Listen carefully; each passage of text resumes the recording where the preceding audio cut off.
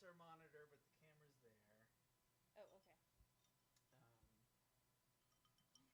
Are you gonna call me? What are you doing? he might. What are you doing? What are you doing? Oh my gosh. Hi, little boy. I'm gonna move you. So. This is really what the live is. It's just you playing the yard. That's That, cool. I mean, we're probably gonna get like I would 10 watch that. million You're views. probably gonna wait for I it would to watch show. someone playing with a cat. Honestly, I'd be like, "This is interesting." To just zoom Tune it in on into him. this. We'll be talking, but we'll just zoom it in on him. Yeah. I figured if we were gonna sing stuff, Oh yeah. I just pulled out two things. The one from the record is Sure. exactly like you, and then I sat and pulled your chords for Heat Oh, Rises. okay. So I was thinking of a couple other old swing tunes? ones you might know. Yeah, we could probably do But those too. I don't know if you do I'm confessing. I'm Right? confessing that I love you. Yeah. Do you know what key you sing it in?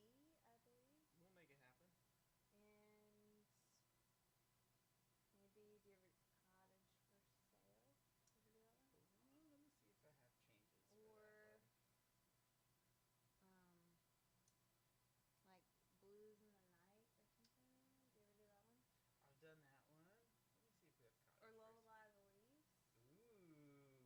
Is that, do you have an album with, Yeah, or we is that a did that single? one. Or Well, yeah, we did Daniel Cooley and I did an album. We did that one, and a few jazz standards. Laura and what else do we do? Skylark.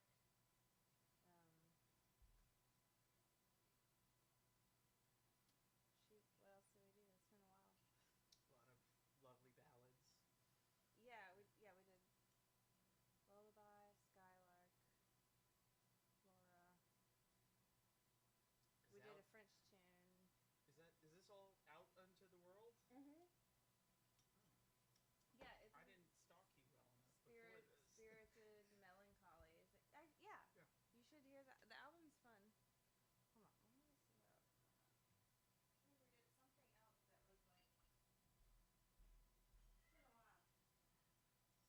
It's been a while. I did have a question about Heat Rises that you, as the assumed composer, might be able to answer. Your verses. Yeah. The first chord, is it G major or G minor? It's major. I thought so. Yeah. The first chord strike coming out the G intro, major I was like, to B flat. Yeah. I hear both but B in the flat. chorus, it's G minor. Right. Yeah. Mhm. I was like, I hear both. Did she mean this? It makes sense. Yeah. No. Yeah. G major. I'm just being weird. I hear like I was just being weird. it must be Chris on lap steel, and he's like sliding between notes, and I'm like, pick a lane, dude. He's being Chris. Oh, When Your Lover Is Gone and Where or When. That was the other two. Well, we have a plethora of directions that we can go then. The thing is really only like 30 minutes. But it could go longer if we it's whatever. wind up going there. I love doing I'm Confessing if that's one you're familiar with. Oh, yeah. And Exactly Like You is cool. Yeah, look up the words again. Give a sample of the record, and then I didn't know if you wanted to do something from yours, but I figured if you want to do that, we can. That. It might be. It's kind of fun to do more jazz stuff because I don't get that many opportunities to do it. But yeah, no, totally. Which, as we're live here, and there's 3 people on Facebook. Woohoo! Oh, we're already up. Yeah, on but there? they could barely hear what we're saying. Oh, They're probably like cranking the volume. But look, we got new tech. New tech. Who this? Oh. Yes. Yeah, there's usually like, oh, that'll do it. I think. If the like XLR cable is tangled. Oh God. Okay. But you got it. Here we go. Alrighty. Cool.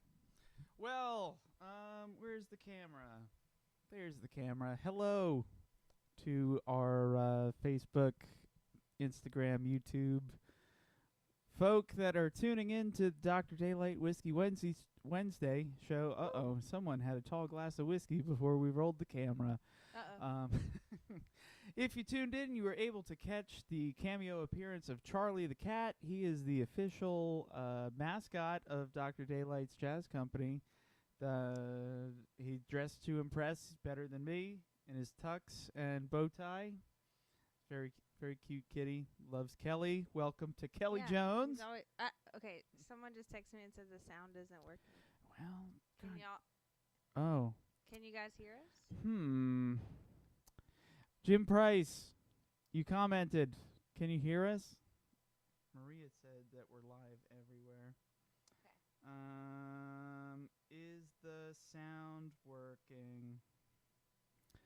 'Cause we talking. I'm a cry if it's not. I'm a cry. Oh, it's working. Sound is working. Oh, yes. Okay.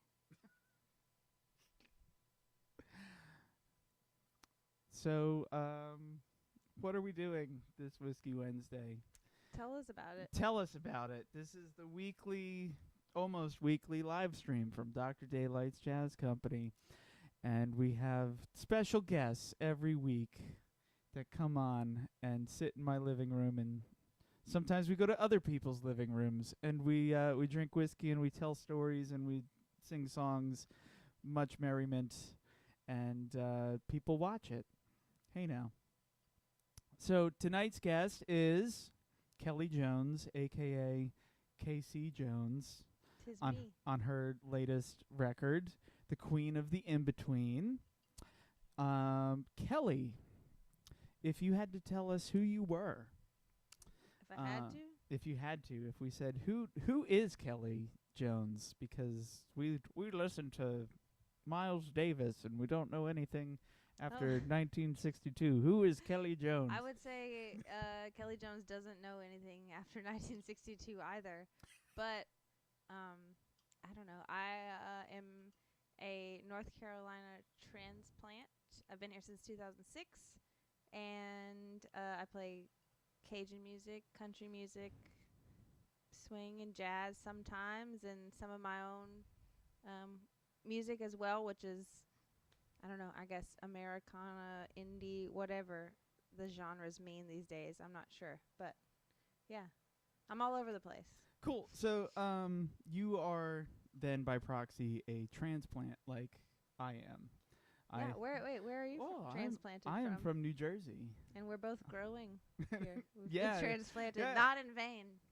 Well, that's I'll plug my project later, but that's kind of the celebration in that project is everybody from other places for the most part, and a few people from here, but most folks involved have ties from other places. Cool. And okay. we're all I didn't even know that. Neither did I till You never know. Till later. Yeah. But so North Carolina? Yeah, from Raleigh, like Raleigh-Durham area. How long were you there? I grew up there. I moved here when I was 18. Okay. So, in 2006. And what brought you to the great city town of Lafayette? The city town, yeah. Well, music. I played fiddle growing up, and I was interested in Cajun music, really. But I also came to UL because it was one of the only colleges in the state, because I wanted to come to Louisiana because I was interested in the music. It was one of the only colleges with a dance major at the time, and I actually majored in dance. Yeah. What did you have a classification of dance? Yeah, I went mostly for choreography. My dream at the time was to choreograph and compose music for dance pieces, which I did do in college. But dance was not really a lucrative thing. that is tougher than jazz and opera to make a living in. But I did play music throughout and did write pieces. Actually, Joelle Savoy and I did a few pieces of music for dance pieces that I choreographed in college. And but then music was slightly more lucrative than dance, so it kind of took over my, everyday living. Did you play any other instruments besides fiddle? Yeah, guitar. I play fiddle and guitar and a little bit of banjo for whatever reason. And 4 or 5 strings or the 6-string thing? 6 strings. Okay. No, 5 strings. Wait, what? Yeah, 5 strings. Does it have the halfway Yes. one? Yeah, okay. Yeah, mostly like claw hammer, more old time, not any bluegrass, 3-finger stuff. But just 'cause I grew up around old time music. My dad's a musician. He plays old time music and is a songwriter and plays all kinds. Really plays anything with strings. So I grew up around that. So yeah, I don't know. That was music kind of took. I didn't really plan to be a musician per se, but then after college, and during college, it kind of just took my life in that direction. So since college age of presumably young 20s, you have been pursuing a music career? Yeah, probably since about the age of 19 or 20, I've been just playing music for work. I mean, I've had several odd jobs, as we all have, I'm sure, but music was now at was the a thread. youthful age of 23, she is Sure. Yeah, add 10 years, and that would be true. Yeah. So do you do any dance stuff still? Sometimes actually, yeah. I did a lot of different kinds of dance. I did clogging and some tap dance and modern dance. I had to study ballet, but I wasn't that into it. But actually, in 2018, a friend of mine who I went to college with, here at UL, she lives in Austin now. But I did the music for her master's thesis, and we did a dance piece where I actually danced and played all the music in Austin at the same time. Yeah, I mean, at the same time. I mean, I danced and I played the music. But yeah, some of it was in silence. That was when I wasn't playing the music, obviously. But I composed all the music for it with kind of like her being like, this is the vibe I want and this is what I want to happen. And so it was all fiddle, and then I played some things on guitar and sang, and it was a cool piece that we did in Virginia, actually, where she was getting her master's. And that's so cool. It was fun. That was the last dance thing I did, and that was in 2018. So every now and then I'll do some dance things or music for dance, but I like to be involved in that world for sure. It's an awesome world. Oh, lovely. So if you don't know about Kelli Jones, I know I just learned a whole bunch about Kelli Jones, so maybe you did too. Or maybe you're a diehard Kelli fan, and probably not a lot of those out there. I don't know. Well, I mean, Kelli just came out with her latest album that you recorded in 2019. It mostly recorded in 2018, but finished everything in early 2019. And then boom, pandemic. Probably. It was exactly. It was supposed to come out like early 2020. But it just came out last month, June 18th, and it's nice to have that project out there. It's been something I've wanted to do for a long time. Just like all original songs that didn't fit into any of the traditional music worlds that I tend to play in. So it's nice. So I want to plug her album so hard because it's like really cool. I could not wait for it to come out. When Kelli agreed, possibly with hesitancy, to come on board to do the Dr. Daylight project, and she was like working up. She was in the phase that we are right now of the release of her album. So it was like, oh my goodness, all this stuff happened, and then some like really personal things happened, and it just was a hot mess. Sure. And it still worked out that Kelli got to be on the album. And yeah, and it turned out really and- cool. and- I love the track. It's awesome. so then thank you. But your album, I'm fanboying, is it's so brilliant. Like I was so impressed when I heard, like, production quality, yes, is awesome. Musicianship is also like through the roof. Some of the best players in town, They're all in amazing. the area Yes. in general, are on that. So we stole a handful of them to also be on our project. So there's some cross contamination there. But I was listening to the whole album earlier today, just so it was fresh in my mind, and the chord progressions are like really atypical chord progressions, and I get like Beatles vibes on certain tracks. I get singer-songwriter vibes with some of the phrasing on certain tracks. But the one that stood out to me the most was the tune Heat Rises. And I want to brag on your composership Thank a little you. bit. I took notes. He On- took notes. He on- learned this song for on- today, y'all. Just in case we went there and decided to sing it. Yeah, I'm down. On your chorus, you talk about heat rising, but you have a descending chord progression. Yeah, which- I'm that much of a dork, Jake. I thought that was so brilliant.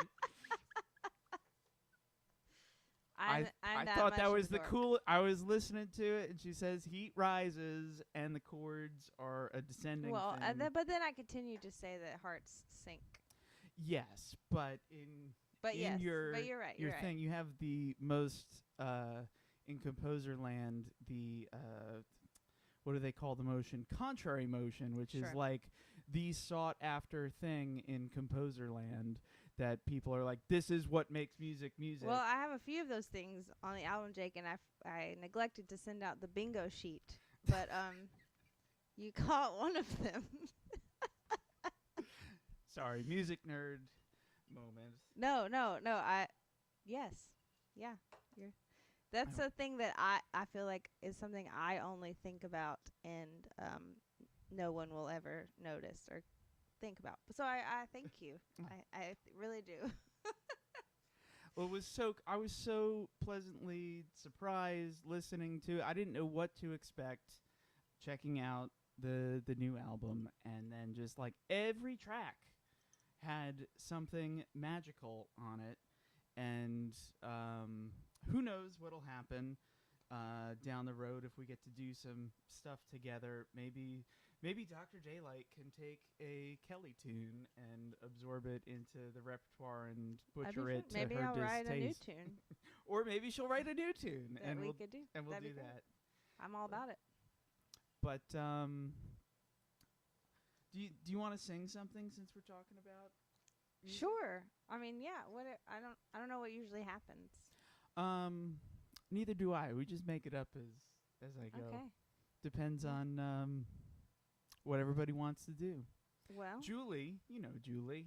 I know Julie. She was on a couple weeks ago, and she was like, "I don't want to work. Don't put me to work." And I was like, "All right, well then we'll just talk the whole time." And I tricked her into singing something. Ah. So will you at least sing the song that's on the album? Yeah, She wait, said, let's "Fine." do that. Let's do that. We can do that. All right, we'll do an improvised version. Sure. Of that. That should be a decent monitor. Wait, can you play it like that around the mic?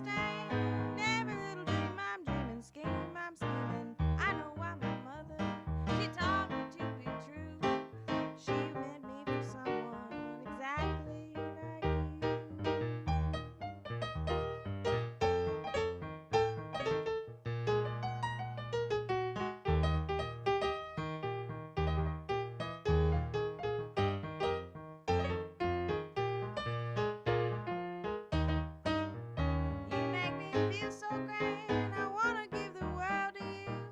You make me understand every little dream I'm dreaming, scheme I'm scheming. I know why my mother, she taught me to be true. She made me for someone exactly like you. Something like that. There's a recording of that exists on the new Dr. Daylight record that comes out exactly a month from today. I was surprised to see today's date is exactly a month from today. Exactly like you a month today. And we're gonna do a show for that. We correctly? are gonna do a show for that. That's gonna be at the Hideaway on August 14th. It's also Art Walk. So, go do your Art Walk thing, then come over to the Hideaway. For some more art. And for some more art. And the CD, album, whatever you want to call it, the digital thing that's available, the art that we created. Yeah. It's going to feature 9 vocalists. And there's 1 instrumental track on it. But the rest of it, which is... I guess I'll spoil it for the diehard listeners. We did the Cantina Band from Star Wars Episode 4. What? Yes, we did. Shut up. And it is so fun. Yeah. Oh, my God. Well, old school band. We got. I love that. Yeah. So we did so Cantina Band. And everybody that's a vocal track, there's a different artist for every vocal track. So if you didn't pick up the diehard fans that... watch the live stream thing. Everybody that's been coming over is on the album. And they do something. Cool. Whether they sing or play or whatever, everybody's involved. So Kelly's tune is Exactly Like You, a good old jazz standard from. When is this from? 1930 says the copyright, but I feel like that's incorrect.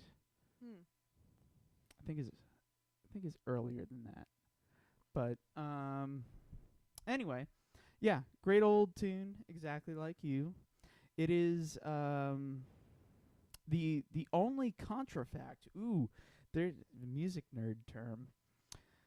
Put everyone to sleep, which means you take a chord progression and you copy and paste the chord progression and write a new melody over it. So Exactly Like You follows the same chord progression as Take the A Train, the Duke Ellington composition. At least on the A sections. The bridge is a little bit different. But I feel like the bridge, I like the bridge. I think the bridge is what drew me to wanting to learn this song, honestly. The bridge is definitely, it's that minor 4, man. Like, cool. Little turnaround changes. Lovely. Love it. Yeah, so that's Kelly's tune, and if I could describe it to you in my brain, when I was arranging that tune for her, I wanted to evoke like a Gene Krupa vibe and do like sing, sing, sing with the swing meets Exactly Like You. And friend Jim Kolachek, the drummer that played on both of our albums, he came in and I said, can you do the... I don't know how to write it down, but can you do the Gene Krupa thing for this? I'm sure he was like, yes. And he was like, yes, of course. I got it. So we went to the studio and we cut this track, and it was a lot of fun. Sounds great on the album. We got some comments happening. You want to scroll through them and see what's happening? Are you a Mac person?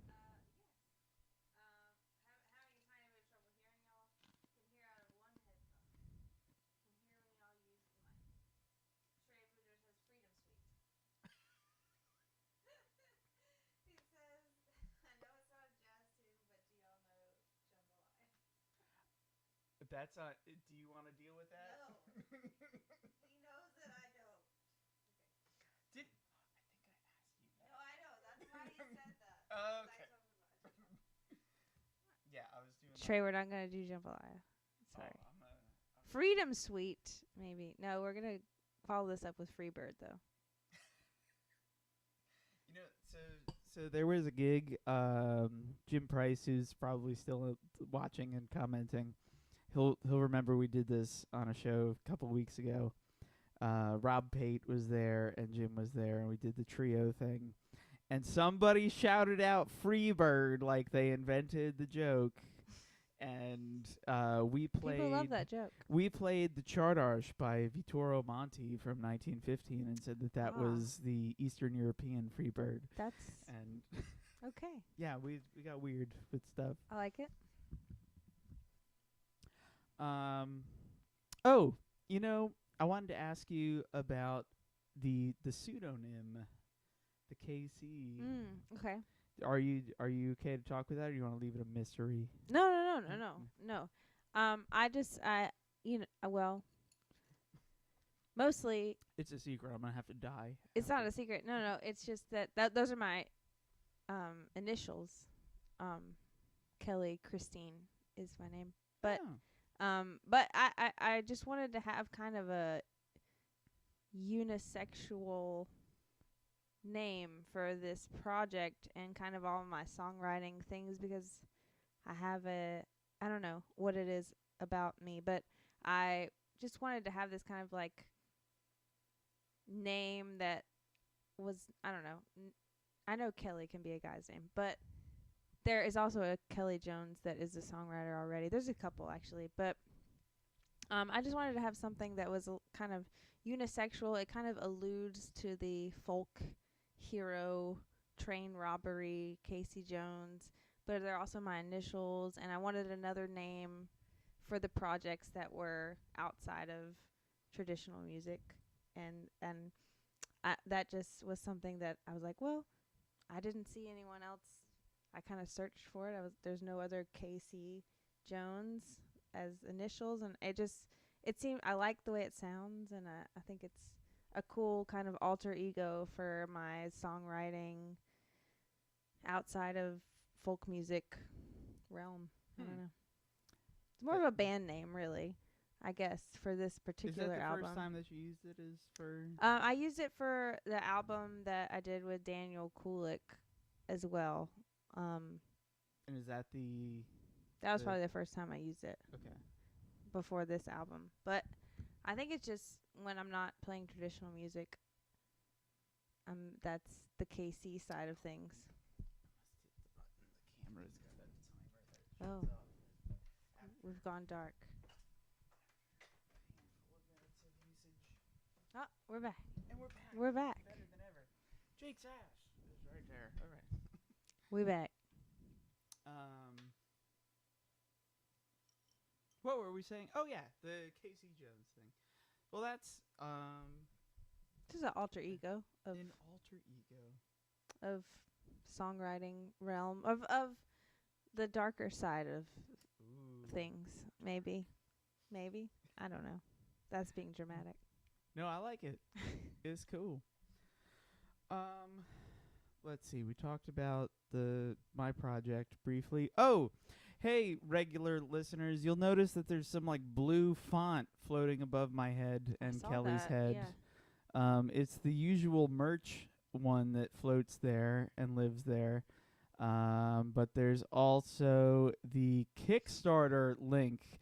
It is the longest link I have ever seen in my entire life. Yeah. Is that clickable? No. Oh. So you gotta I don't know how to make it click. Yeah. So the easier way to deal with the Kickstarter. Maybe you just go to Kickstarter and search. That's probably the fastest way. Yeah, Kickstarter's hard to deal with. If your Facebook, as someone who just did one. I wanted to actually ask you about how your Kickstarter went and how you felt about it, because I have a lovely assistant helper guru of social media things, Maria. Shout out Maria, who's probably watching and eating dinner right now. She helps me with the things that I just don't know how to do. And we decided on doing a Kickstarter, and we watched yours happen because we were like 2-3 months behind you in the timeline. And you made it happen. You made dreams come true. It's true. But Kickstarter is weird because Kickstarter's like it's all or nothing. It's it's all or nothing. But the music world is strange because I feel like But anyway, yeah, because I don't know, it kind of sucks to have to do that. But at the same time, it's amazing that we can do that, because really in the music world today, I could not have afforded to put out that album at all, because it's something that you So really have to have expensive. all the money for, and it's incredible how much things can cost. I mean, making the record, and I wanted to have vinyl, which was just like a pipe dream of mine, but I made it happen somehow. And then also having like a publicist, and I had a distribution thing, but all of these people you have to pay. So anytime someone is doing one of these Kickstarter things for a record, or, I know that a lot of people do them, but it really is like, I mean, I would not have been able to put out the record without that. Like, there's no way I would have been able to afford that. Either I go like so in debt that I'll probably never recover, or I do a Kickstarter. Like, that was kind of the options that I had, especially with the pandemic and everything, and a year where, as a full-time musician, I basically made no money. But right, you couldn't play anywhere. yeah, and I was just like, well, I've spent so much time working on this album and already so much money before even doing the Kickstarter. I was in the hole. Not to like have a weird sob story, but I mean, these are just facts. But no, it's the unfortunate reality in which it's not. live. I don't It's think just something a that sob story it's at not all. only me. It's like I have so many friends that do amazing project. I mean, and like this project is all. It's incredible and kind of upsetting how much it costs as a musician, and how, I don't know, how much you have to kind of go in debt to just put out something that you feel, I don't know, proud of and want to put out into the world, that you're like, wow, this is my job. I feel like it should be easier, but it's not. So contribute to the Kickstarter is all I'm saying.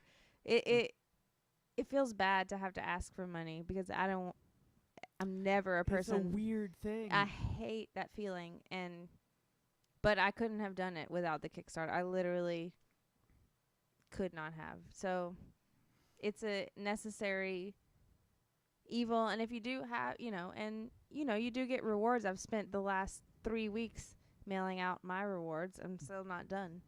And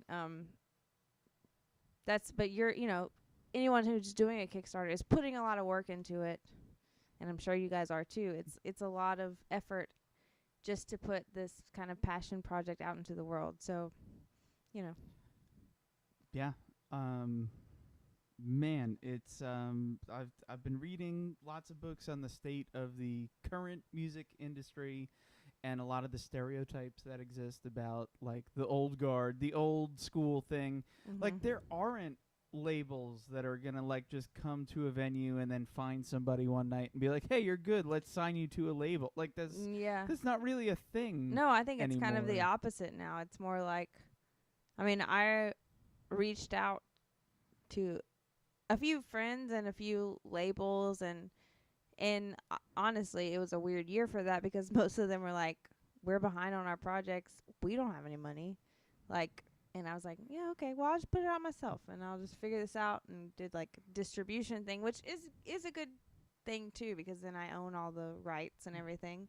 But it's just, the labels are not, they're not coming out and they're not doing that. That's not a thing. Discovering Nobody's people. gonna discover you at a gas pump like Tony Braxton or whatever happened there. I mean, that's not, it's not like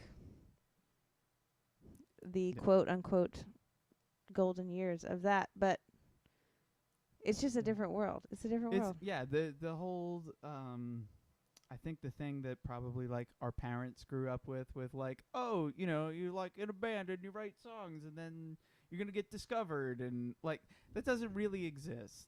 It used to happen. It used to, but things have changed, and like, you talked about pressing your thing to vinyl, and like that was important to me.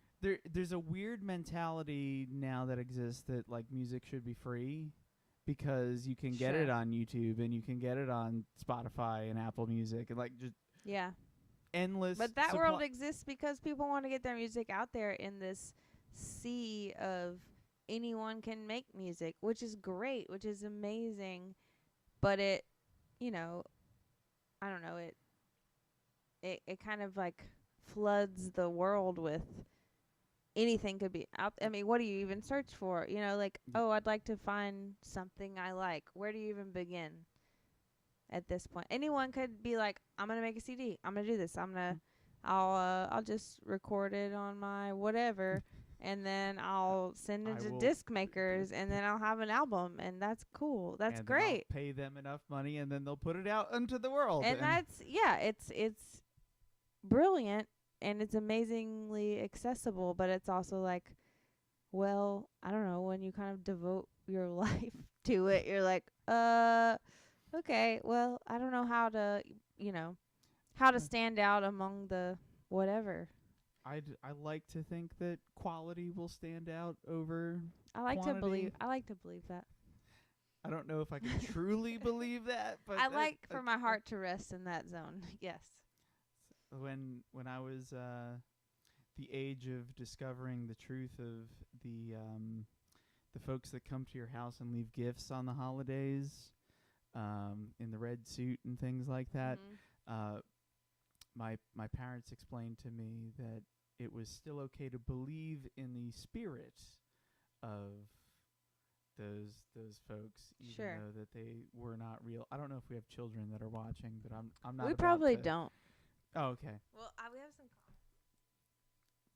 Hey, are there kids watching? If there are kids watching, even if it's on replay, you want to cover their ears before I say the next sentence.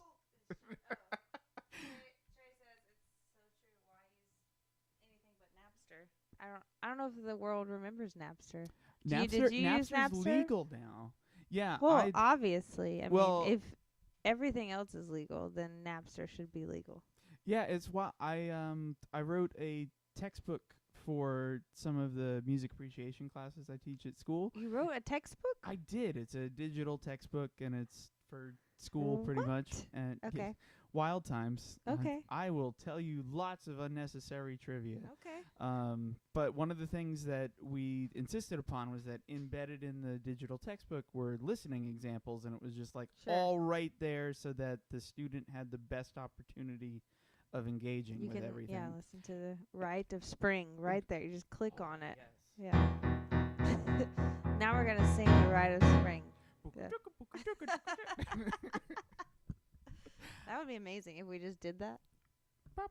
Mostly, most of the work would be you. But it would be, but I could do the horn parts. Yes. Love it. Maybe. I mean, I saw Fantasia. It's fine. The old one has Rite of Spring. I think. Yeah, and the new one has literally the how I was Stravinsky exposed piece. to the Rite of Spring as a child, and it's then the one and with then the dinosaurs. later when they're like, "This is the Rite of Spring," I'm like, "Oh, Fantasia, cool." Oh yeah, in the textbook, the publisher had a tie to Napster, which was legal, and they were like, "Oh yeah, this is like we can't afford Spotify or Apple Music, so we're gonna go with Napster." Can't afford Spotify. It's like Spotify doesn't pay their $10 a people. month. Yeah, they pay them like fractions of the cent. Oh, it's ridiculous. But doesn't Napster pay everyone nothing? I think Napster pays better in royalties now than the other ones because it's like not as big of a thing. But my stuff isn't in it. It's all like listen to this recording of the Berlin Philharmonic. I don't know how you get into Napster anymore. I know I'm on Spotify and Apple Music.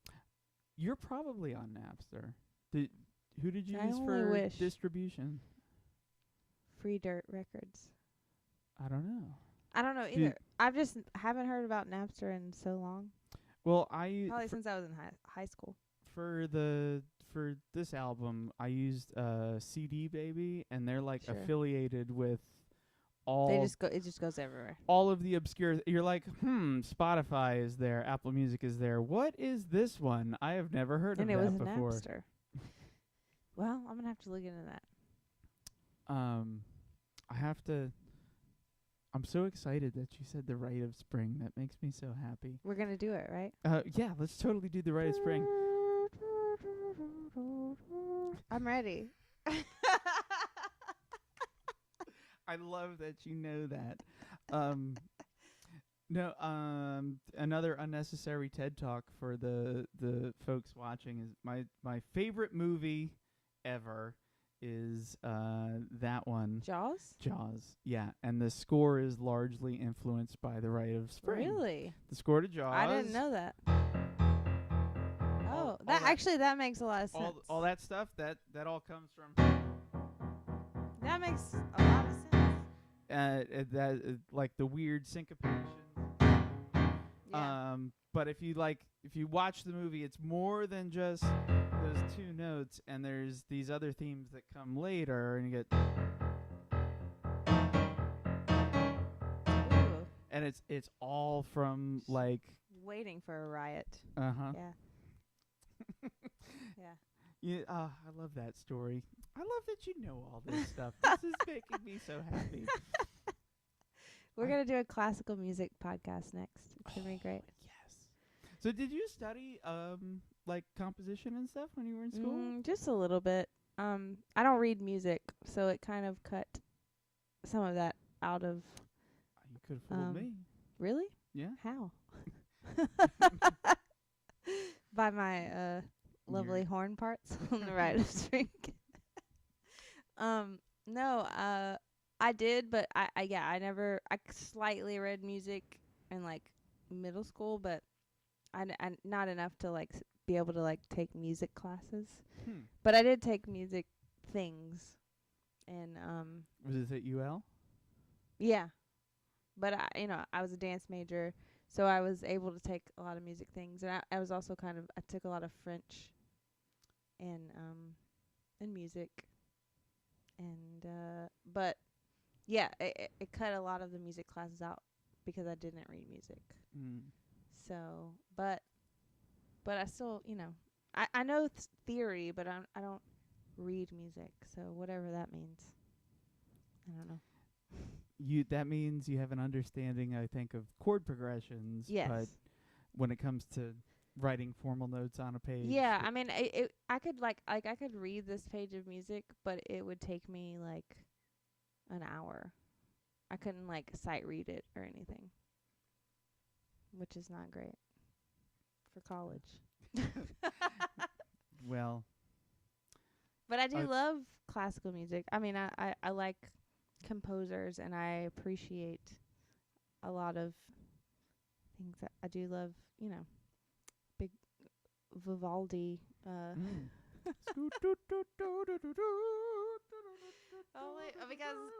Because when I was in Venice, I went to the Vivaldi Museum, and he had it all women's string school. Basically, it was all women orphans. Yes, the hospital. Yeah, and so I kind of got a little bit obsessed.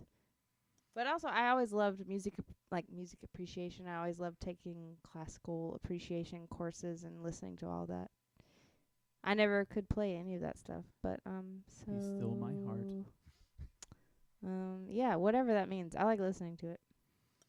I like to listen to those pieces, and I know a lot of them, but I don't play them, except for the horn part and Rite of Spring with my mouth. Being harassed to sing more. Oh, okay. Sorry. Do you want to do I'm Confessing? Yeah, let's do that. All right. Can we do it in D? Yeah. D. All right.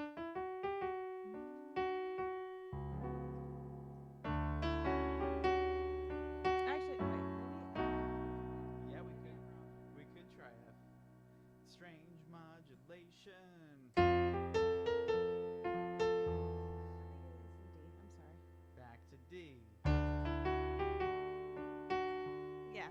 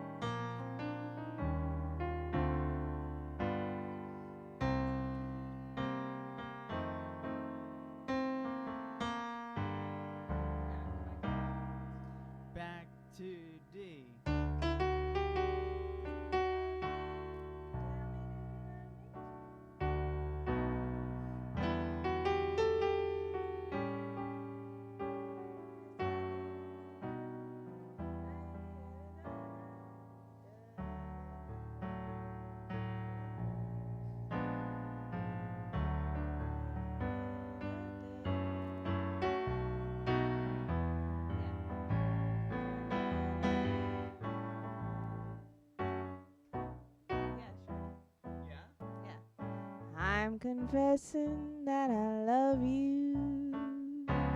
Tell me, do you love me too? I'm confessing that I need you, honest I do. Need you every moment. In your eyes I see such strange things, but your lips deny they're true. Oh, will your answer really change things, making me blue?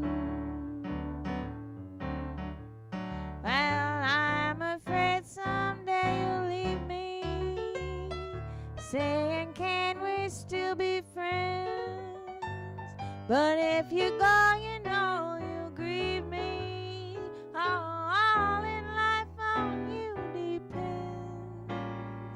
I'm a guessing that you love me, dreaming dreams of you in vain. Well, I'm confessing that I love you over again and again and again. I'll take it.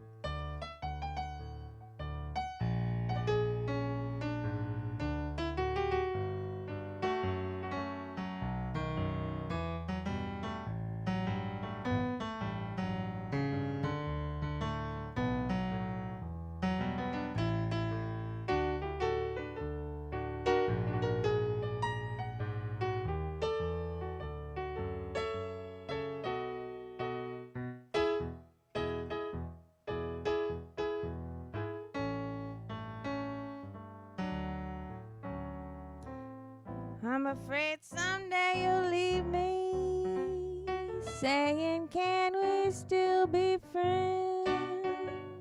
But if you go, you know you'll grieve me. Oh, all in life on you depends. I'm a guessing that you love me, dreaming dreams of you in vain.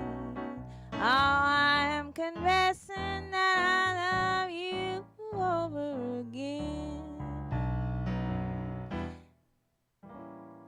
Over again. Over again.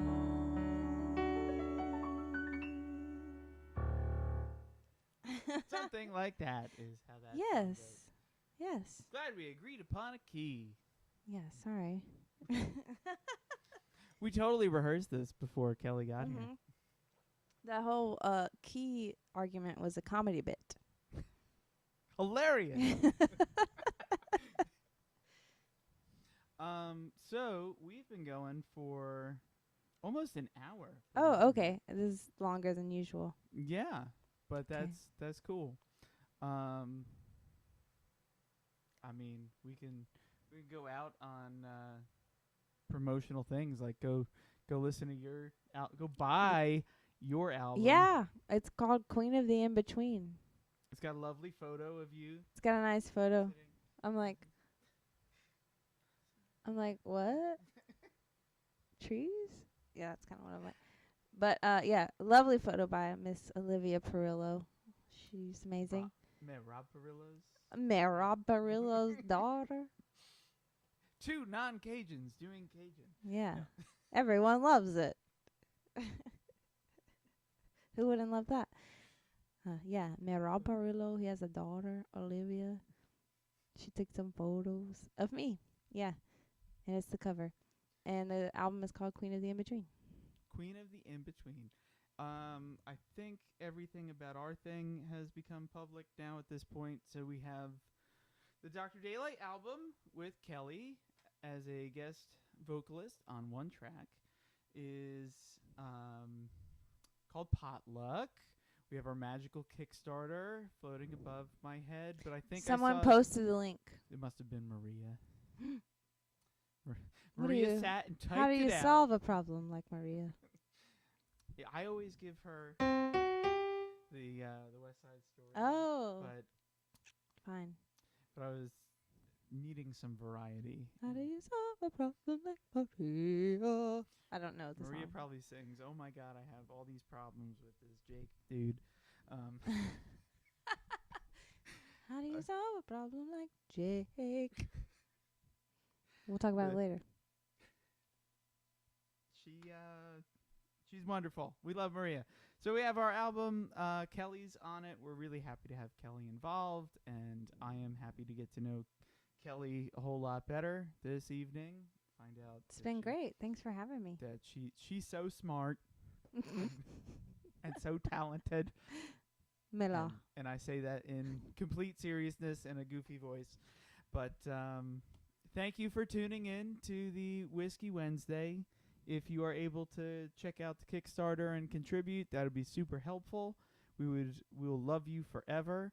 If you can't do that, if you could just like share it, that would be like also super helpful, and we'll still love you for several years. Maybe Yes, contribute. It's fun if you have, it's not a lot of money, and it helps the project so much. It's really an amazing thing. We're going to give you stuff. You get stuff. Yeah. Just fork over money and then we spend it on whiskey and do a live stream on Wednesdays. No, we don't have money for whiskey after we do these things. I mean, we're drinking stuff. This is water. I mean. Mine was whiskey. But actually, mine was a delicious mezcal. Oh, yeah. I normally ask, what are you drinking? You were having mezcal. The Añejo mezcal. What is the brand? I can't read it from here. It was a word. With an X. Starts with an X. It's so gotta be pronounced good. with CH or something. I don't know. Chicaroos, I think. Maybe. Don't know how to say it. It was delicious. There were 3 varieties, and I got the aged one, and it's very lovely. I'm calling it summertime whiskey because it's clear. Like that. I like that. I like that a lot. All right. Well, thanks everybody. Oh, there's a giant comment. Oh goodness. There. Is it from? It's probably from Maria saying, "How dare you sing these songs?" What's Jeremy? Oh, Jeremy. Jeremy, were you here for the bit on Jaws? It's a great show, I'll be honest. I hated it. No. I usually just leave it on while I run errands so the dog doesn't get separation anxiety. But tonight I listened and wow. Aww. Jeremy is also a huge Jaws fan, and we've been going back and forth. He went to Sonic and got they have the slushies with shark gummies in them. It's like a blue slushie with. Wait, is that for Shark Week? Yeah, for Shark Week. Nice. Yeah. But we nerd out over that. Anyway, I'm gonna turn off the live stream now. Thanks everybody for coming to the strange whiskey show that we do. Thanks, y'all. Nice to be here.